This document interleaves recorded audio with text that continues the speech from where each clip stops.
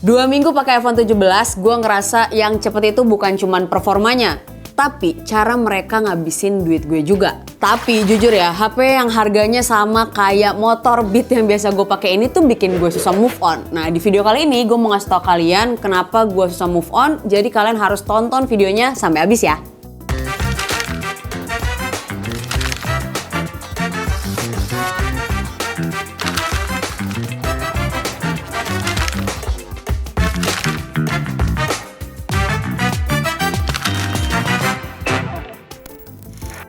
Jujur, karena gue biasanya pakai handphone Android yang tipis gitu, tapi ternyata setelah gue cobain iPhone ini buat jadi daily driver gue gak ngerasa terlalu banyak sih perbedaannya, karena iPhone 17 basic ini yang lagi gue pegang itu ukurannya 6,3 inci dan ketika gue genggam, tuh lihat, nyaman nih, maksudnya ininya genggamannya tuh enak, gak terlalu gede, bezelnya juga gak ngeganggu gitu ya. Even pakai casing pun gue tetap ngerasa nyaman-nyaman aja sih pegang handphone ini, meskipun ini bisa dibilang adalah kali pertama gue ngejadiin iPhone device dari Apple gitu ya jadi daily driver gue. Nah, kayak yang tadi gue bilang, ini kan pertama kalinya nih gue menjadikan iPhone ini sebagai daily driver gue, dan kebetulan sekarang itu gue lagi pakai iPhone 17 yang warnanya sage, apa sage ya nyebutnya, itulah warna hijau ini, dan casingnya tuh sama guys, jadi kayak matching gitu, suka deh. Terus kalau buat dipakai scrolling sosial media, ngedit, atau banyak deh hal yang gue lakuin di sini selama 2 minggu gue pakai ini, rasanya ketika ngelihat layar handphone ini tuh nyaman banget, karena mungkin handphone ini tuh udah didukung sama layar yang up to 120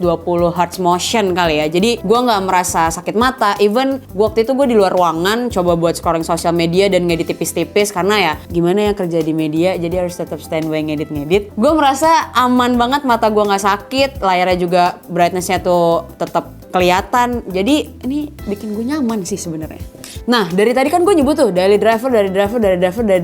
Kenapa gue menyebut ini cocok dan kenapa gue menyebut ini sebagai daily driver gue selama 2 minggu ke belakang? Karena gue literally dari bangun pagi, bangun tidur, gue langsung buka handphone ini, gue nyari berita pakai handphone ini, ngedit, VO, dengerin musik, foto-foto, video, dan main game, dan yang lain-lainnya tuh gue ngelakuin pakai handphone ini, dan gue ngerasa cukup banget. Gue ngerasa sangat ke cover ketika gue pakai iPhone 17 ini sebagai daily driver gue. Terus soal kamera, ya kalian tau lah ya, iPhone tuh emang juaranya banget di kameranya nih. Dari sebenarnya gue tuh udah mulai memperhatikan iPhone dari seri mereka ke 15, karena gue mulai ngerasa IG story teman-teman gue yang pakai iPhone 15 ke atas tuh selalu bagus-bagus ya. Jadi gue mulai merasa tertarik sebenarnya untuk nyobain pakai atau untuk beli kali ya, tapi kalau beli kayaknya tuh kejauhan. Jadi gue baru mikir gimana ya rasanya kalau misalnya pakai iPhone yang kameranya bagus, yang nggak perlu khawatir kalau ngerekam kayak pas lagi konser atau lagi main sama teman-teman di luar.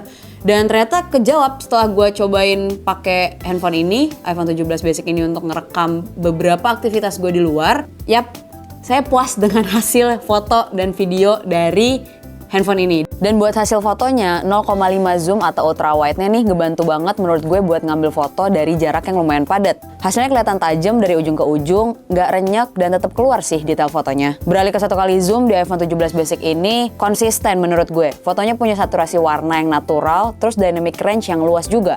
Nah, ini menarik nih, iPhone 17 basic ini tuh setahu gue udah nggak punya lensa telephoto optik. Jadi mode 2 kali zoom di iPhone 17 ini dihasilin sama crop cerdas dari sensor 48 megapiksel guys. Hasilnya tetap presisi dan naturalnya tetap dapet juga.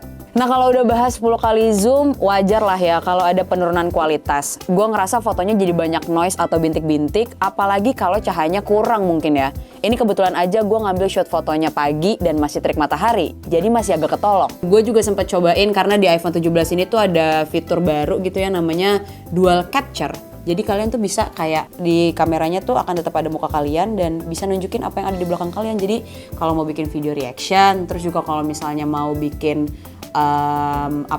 konten yang nunjukin ekspresi kalian dan apa yang kalian shoot objeknya gitu ya, ini benar-benar sangat membantu sih. Terus ada juga fitur yang gue suka tuh center stage ya, kayak yang kalian tahu Gen Z zaman sekarang kan nggak mungkin ya kalau main tuh nggak foto-foto gitu ya. Jadi center stage salah satu fitur baru di kameranya iPhone. Nah, terus iPhone 17 tuh yang bikin gue sangat-sangat senang menggunakan handphone ini adalah handphone ini udah bisa merekam video dengan resolusi 4K dan frame rate-nya mentok 60 fps. Satu fitur yang gue sempat gunain juga ketika gue sempat main tenis adalah action mode, dan itu sangat-sangat berguna. Ketika gue coba main dengan teknik volley gitu ya sama temen gue pakai action mode di handphone ini, itu bener-bener gak goyang coy sama sekali. Jadi buat atlet atau mungkin kayak sekarang kan lagi banyak banget tuh pelari-pelari culture gitu ya di luar sana, mau pakai fitur itu di handphone ini, kayaknya kalian kontennya tuh akan makin bagus deh teman-teman.